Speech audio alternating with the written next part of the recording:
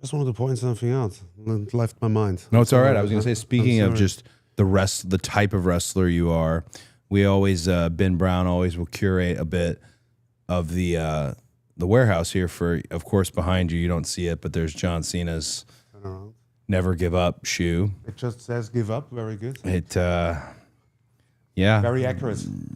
It just says give up. Somebody paid attention to the details. Yeah. There's a Greco-Roman statue for your purist style, but then over here we put Handsome Harley Race's T-shirt type robe. Very nice. Kowalski. I think the Dusty boots are always there. The Kowalski robe because that's somebody that you have been compared to here amongst Walter. Yeah, a fellow Walter. Yeah, Walter Kowalski. Yeah. Have you had any interaction with him? No. Never. No. And really, it's just big, tall. I think the work is probably considerably different. Yeah. In terms of what you have to do. Different time. Yeah. Who's somebody you mentioned? Otto, of course, and you're talking about. I feel like it's going to be a different answer. It's going to subvert my expectations on what I'm asking. But was there a wrestler that you wanted to be like, or looked up to, or idolized? Yeah. If I pick one out, it's Stan Hansen. Stan Hansen? Yes. Yes. Okay. The man. Yeah. Absolute machine. Yeah. Like a unlimited gas tank, I always felt like that guy was. Well, what era of Hansen? Japan? Yeah, of course. Oh, my gosh. I only watched Hansen in Japan. So good. That's him. Yeah, really good. I think that's where kind of like, because he was like the disruptor, right? Like like in Japan, everybody just walks calmly to the ring, and him and Brody as well, they would come. Yeah. Swing whatever they got and create chaos, and maybe that's where the whole inspiration came from. Yeah. Of like you gotta be disrupt a little bit. The reason I asked about Hansen era, Hansen throughout Japan is unbelievable, and like you said, unlimited gas tank, just a machine. Yeah, and in there with other machines. But there's also that era of Hansen where he's wrestling Bruno. Yeah, and an era that I don't think like the longer hair Hansen. It's fun to see because he had that as a base, the ability to bump around and move around and do things. He had that as a base as he moves forward into his career in Japan. Just when he went into the Hall of Fame, I was very, very excited. Oh, me too. I remember that actually. It was really cool that they did it, but obviously it's like in the WWE picture, he's not the most known guy. Yeah. But also when they had like Inoki inducted, I was like, oh, that's so cool. Yeah. When I met Inoki, I was probably 7, 8, I'm not sure, but the way I was explained to say hello to Inoki, and I was taught, you would have thought I was meeting a foreign dignitary. Yeah. Like it was a government type moment, just because of the respect and just Inoki's another great Hall of Famer. But funny side note, actually, he's the guy that brought Tabasco to Japan. The hot sauce? Yes. Okay, walk me through that. Maybe it's not true, but I think this is real. It's real now. But I've been told that everybody says that apparently he was the one that got Tabasco to Japan. Once he comes to the States, because he went to Mexico, gets Tabasco, and then from the States or whatever. Yeah, and then says we have to have it. No, I guess it's was to make money and just. Oh my gosh, I believe this actually. Selling it to everyone. I mean that era too of Carney. Even when you're not Carney, like we're gonna sell this over. Gotta have a little side hustle. Yeah. But if anybody watches that, I guess maybe they can correct me. But I've heard that story numerous times from different people. So Tabasco, pro wrestling, they should be grateful to the Squared Circle for Inoki. I mean, government, Senate, I believe, in Japan. He was in politics. Genuinely in politics, and then the great videos that are you're not going to be the first one when you run for senator. I do have it on it is on my wish list of things. I'll look at Inoki and see. I can see that. I told you that before, I think. Yeah. I said you're going to be the senator of Georgia. I would love it. I would love it. See that. Georgia has a couple seats that kind of come up, and I always look at it and think, I mean, you can do it after or something, but it's also I think politics has a very bad image for, I guess, good reasons too, but it's also absolutely necessary that people that already achieved something and decide to be like, I want to service the community at the end of the day. That's really what it all should be. Yeah, and I think the wrestling world will prepare you well, because I guess as a politician, what you can expect is you're gonna be hated by everybody. Everybody will have something to say about you. Roman Reigns called me a politician one time, and I remember thinking, I'm not mad at that. Yeah. Like I grew up in the business. Yeah, everyone is in to a degree, but to me, there's politics, and there's posturing, and then there's snaking and backstabbing. And like one of the great things about you as a peer and a wrestler and someone in the locker room, just straight up. And I think a lot of guys in our modern roster are straight up. Yeah, this is what I think is better. I agree. This is what I think isn't. Let's talk about it. Someone's making a decision, then but the opinion's been weighed. Yeah. Right? You know, because you can smell when you get around the ones today that are, this is going to be really good for you. And you can already tell, like, no, it's not. Yeah. I can tell this isn't even for me. Like, no, I agree to that. Yeah. No, I agree to that. Yeah. It's but also like you said it, like it's a cultural thing a little bit too. At least for me, it's like I grew up with, if nothing said is good, you only told bad things. Yeah, that's how I grew up. So I still struggle with, like, I don't know. That's why I'm not as good as maybe sometimes being complimentary or something like that. Also receiving it.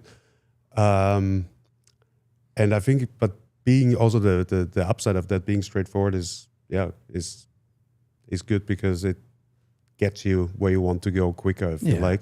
But also on the other hand, I had my experiences over here too with, maybe it was too direct. I don't know. No, I think you're maybe that was too direct. Maybe, but I still think you're so much better being direct. And I tell the kids at the school all the time, every day is a little battle. There's something that's against you every day, small thing. It could be the smallest of thing, the order of entrances. For for sure. All you got to do is weigh your opinion. Someone else is making the call. Someone else is going to make the call, but if you weigh your opinion, it's far better than if you're stewing and getting angry about it as you go, and then you build it up. You know all that. I agree with that. But touching back on being complimentary, I want to put you over with something, because you came to WXW back then, right? I did, yeah. And I did the tournament. We were in the phase of like we really wanted to get to a place. And I think when you came, we were running close to 100 shows a year, and had a few people employed and stuff like that. And we wanted to refine everything we did. And maybe you remember that I pulled you aside and asked you, like, hey, explain to me. Yeah. How does this work? How does this work? How does this work in WWE? And you gave me the whole rundown of everything. And I was away from WWE at the time, obviously. But you were there and stuff, but you had way more experience than any of us over there. And I was very grateful for that back then, because that wasn't the norm with the guys that back then that came over. Yeah. So I just wanted to get this out. No, thank you. I felt like people perhaps would expect me to have a negative slant on WWE during that period, and a lot of the people I would talk to were going. Yeah. So I'd give them the full, no, hey, this is great. I had wrestled Drew McIntyre, his last match before he came back. And I remember that was always something I was so glad to do, because I was trying to do something completely different out on the independent scene for me. I was trying to find something different, build a brand, build something that was outside of any company almost. And I needed that. WWE, I mean, we're in the hallowed halls of the warehouse, but it was the house that built me. Yeah. So all of these experiences I'm giving it to you from my perspective at WWE, good and bad. And now we work in the best version of WWE that it's ever been. I agree to that. Yeah. I would say it's very. You got a complaint? No, I don't have any complaints. They're you can put them out here. You know? No. Surprisingly, if I have a complaint, they know. Yeah, see. But I would say so. I feel like often, once you get used to something, you don't see it for what it is. But I think I just talked about this at some media thing I did. It's so how diverse the roster is right now. How many internationals there are. How many different styles of wrestlers there are on the roster and stuff. It's really, WWE always felt like very one direction. Yeah. Like that's the way to go. And now I think there's many ways to, that you can go, where you can make it to the top. Well, speaking of the top and where you go, the most important thing you said about where you're going, and I know I kind of asked you how you felt, and we even talked a little bit about what's next, and maybe you mentioned something growing into the position you have. But right now, the conversation in our industry, all of our industry, is about you. Right now, I don't think he'll mind. I had Marty Miller from production on my bus the other day having a libation or two, and he right in front of me, and I'm on this roster. Said he's the man. He's the man. He kept saying it to the point where I want to be like, all right. All right. Take it easy now. All right, Marty. All right, but he kept saying it, and I thought, so in that vein,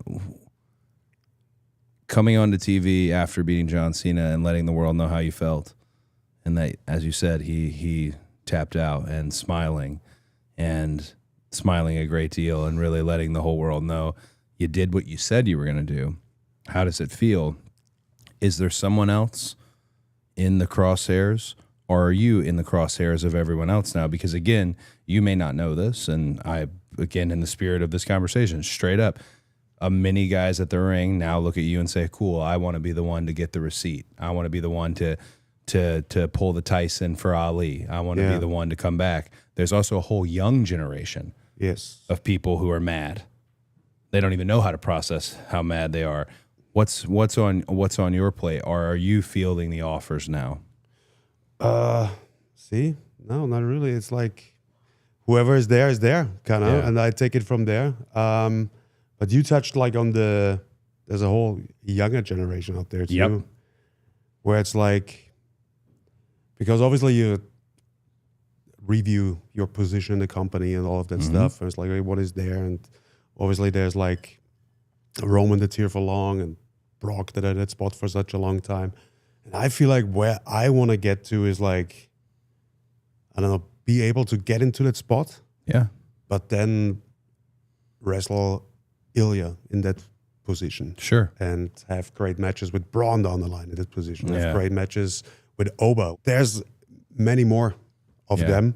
And I feel like that's what I want to get to. I want to be the guy that is going to be able to wrestle all of them, have great matches with all of them. Yeah. And kind of like contribute that way. I'm not really a person where, and that's why I like my role and how I do it, where it's like, I don't have that in me to be wanting to be the guy that is at the very mountaintop and everybody looks up to him. And kind of like, so I admire you sometimes for what you do, because I couldn't, man. Like I would not be able to have that much fan interaction, to have that much media interaction and all of that. And you do it really good. And I don't know, that's not for me, but I still want to, I don't know, I want to be at the top, but in a different role and contribute that way. And it's the wrestling industry. I was taught this many years ago.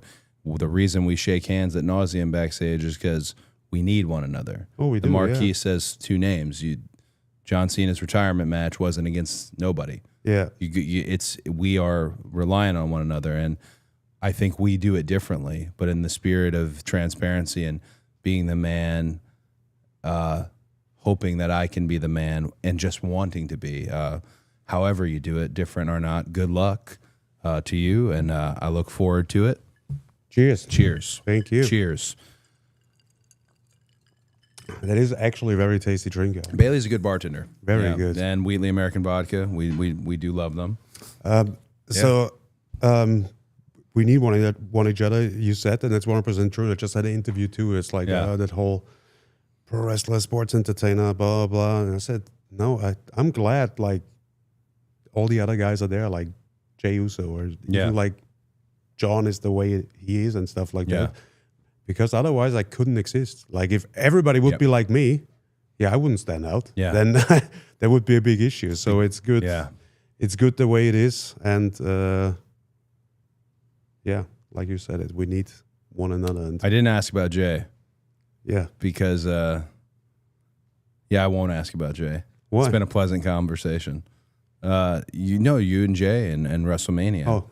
It is a moment and spot and position we had not seen you in. Yeah. And it's still something that the crowd brings forward. Oh, they do. Yeah. And right now you can ride high because... Right now I can ask, who tapped out now? That's the question. Yes, you can. Very good. But no, with Jay, like at that moment, that's the thing. I'm not a, how should I say? I can swallow my pride. And when it's over, it's over. I have no issue with that. If the audience used it as weakness, then let them be. It's all right. Okay. It is all right. Nope. Okay.